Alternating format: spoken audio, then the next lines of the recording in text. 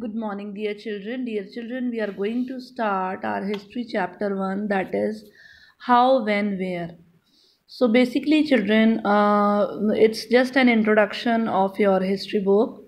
So, the first topic is how important are dates. So, children, what do you understand by this topic? See, whenever we talk about history, we always think that history will be full of dates. Fine. So previously, the historians were also fascinated with the dates, and they used to write everything like when the ruler was born, when was he crowned, when he fought some battle.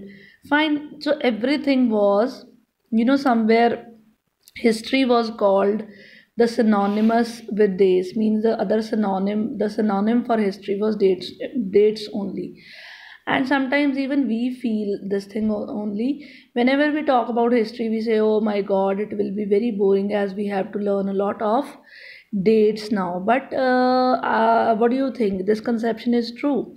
So no, children, history is not only about dates. History is certainly about the changes that occur place over a period of time. If you will just think about the sixth standard history, the seventh standard history, and now you are studying the eighth standard history. See, the ancient, the medieval, and the modern history. So, children, it is also telling us what changes took place with the passage of time. So, it is finding about how things were there in the past and how they have changed. Now, we will be comparing the past with the present. So, we will be referring with before and after. Fine. So, living in this world, you cannot think about anything without history. So whatever things are surrounding you, even you talk about a cup of tea, it also has a history behind it.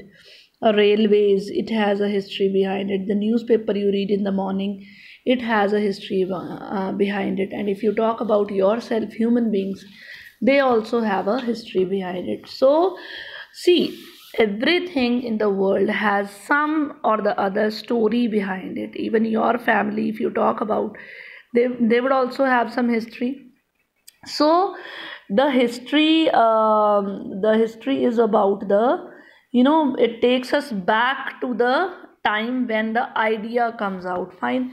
And you cannot say that a precise date for a particular thing to happen. Like if you talk about invention of tea, so it is not like it's a one particular day on which it took place. It's a process. So no precise date can be given for a process. If you talk about the development of railways, so they are developing till today. If you talk about tea, it's developing till today. You can't give a precise date to anything. Fine. And see, history is all about events also, children. So you might remember some events. Fine. Which are related to you, those events only you are going to remember. So it's about remembering the events. If you talk about the British rule, as I was telling, it's not a one day thing. It was a process. It took a period of time for the British rule to be established in our country. Fine. So it's a span of time. Fine. You can't tell a particular date for everything. Fine. So after that, you will say that why we are combining a string of dates with the history. So history is something, when we are learning about some event taking place, some battle taking place. For that purpose, we have to learn some particular dates, like when the ruler was born, his politics, and everything. Now historians were writing about king, like when he was crowned, when he got married, when he had a child, how many war he fought, when did he died, who was the next ruler who succeeded on the throne. So all these things for events, we remember specific dates. Similarly, if I talk about your birthday, you will be remembering some date. Your parents anniversary, you will be remembering some date. Fine. So your history textbooks, if you talk about the last 2 years, find the historians how they write about different things. They have not only told you the dates, but they told you so many extra things, like how people earn their livelihood, what do they produce, what do they eat, how the cities develop, how the markets came up, how the kingdoms were formed, and the new ideas, how they spread here and there, the culture, the society, how things changed. So you can't say that history is only about dates. It's about dates when you are remembering some event, but it gives us extra information as well. Now the next topic is which dates.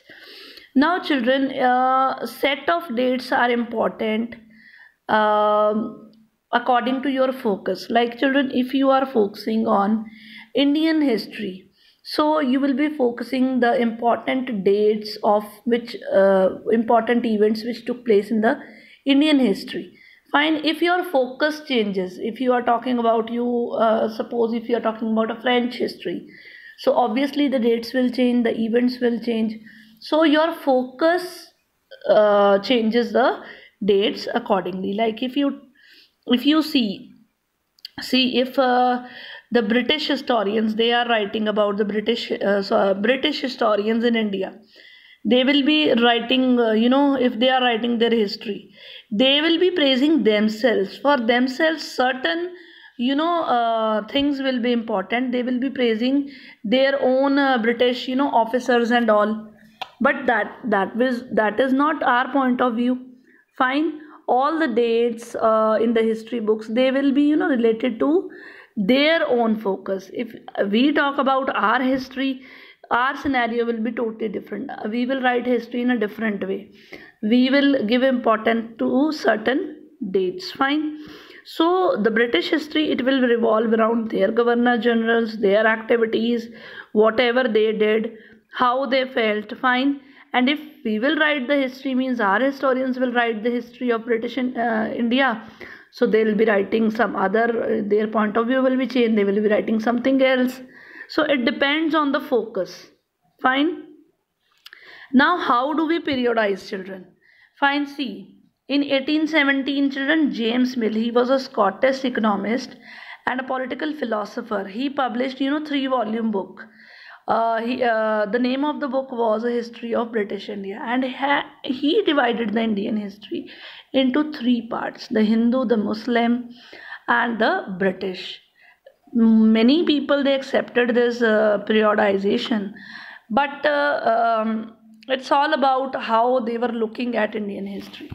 Fine. Now how can you divide, why do we try to divide, how we divide?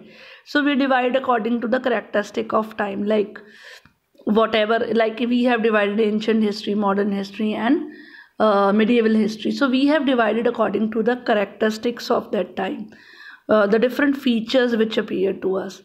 And the periodization, it tells us about the difference between the different periods, how they were important in their own way, and they reflect the ideas of the past. Fine. We see the the changes from one period to another. We see the changes, how the changes. But James Mill, he thought about the ancient society in a different way. He thought that his Asian society is at a very low level of civilization than Europe. He, in his history, he told about, before British came to India, it was an uncivilized country. The Hindu, the Muslims, they were ruling the country, and religious intolerance was there, superstitious were there, caste system was there. So many, things were prevailing.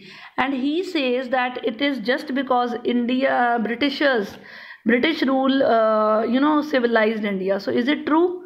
How can you say that? So he tells in his history whatever his perspective, whatever his point of view.